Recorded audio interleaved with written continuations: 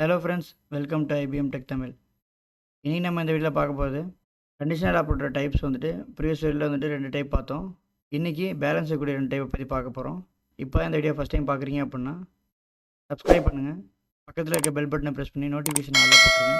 அப்போ தான் நான் அப்லோட் பண்ணுற லேட்டஸ்ட் வீடியோ உங்களுக்கு கிடைக்கும். வாங்க வீடியோக்குள்ளே போகலாம்.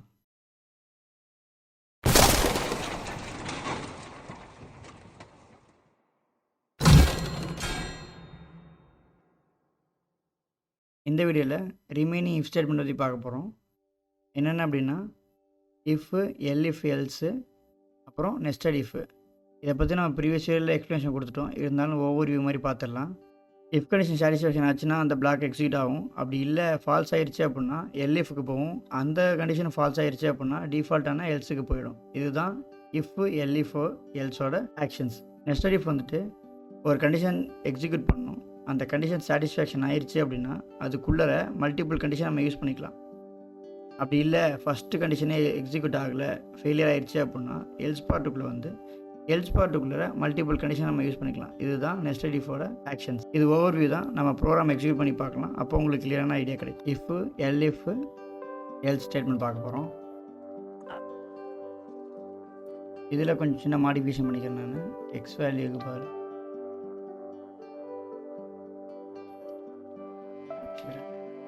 என்டர் யுவர் மார்க் அப்படின்னு சொல்லிட்டு நான் வச்சுருக்கேன். மார்க்கில்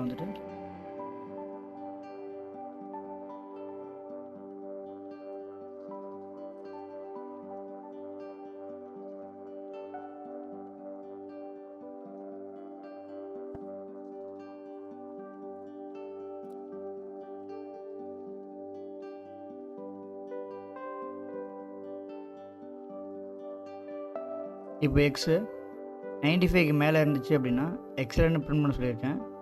எல்இஃபில் எக்ஸு 95 லெஸராகவும் 75 கிரேட்டராகவும் இருந்துச்சு அப்படின்னா பாஸ் அப்படின்னு சொல்லிட்டு பிரிண்ட் பண்ண சொல்லியிருக்கேன். எல்ஸில் ஃபெயில் அப்படிங்கிற பிரிண்ட் பண்ண சொல்லியிருக்கேன். இப்போ என்ன அவுட்புட் வருது அப்படிங்கிறத பார்க்கலாம்.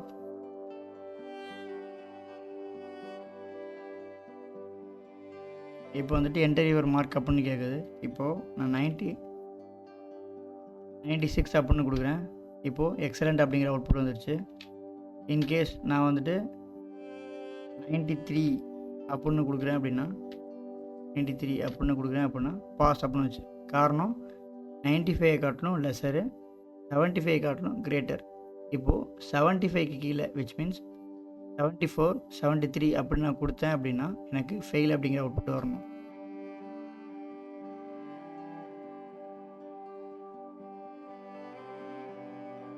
இப்போ அவுட்புட் நமக்கு ஃபெயில் அப்படின்னு வந்துருச்சு. இப்போது இஃப்பில் 95, எல்இஃபில் 95 to 75, எல்ஸில் லெஸர் தென் 75 ஃபெயில் அப்படிங்கிற மாதிரி கொடுத்துருக்கேன். அடுத்து நம்ம நெஸ்டட் இஃப் பற்றி பார்க்க போகிறோம். நெஸ்டட் இஃபில் இதே எக்ஸுங்கிற வேல்யூயை வாங்கிக்கிறேன். பட்டு கண்டிஷன்ஸில் ஒரு சில மாடிஃபிகேஷன் பண்ணிக்கிறேன்.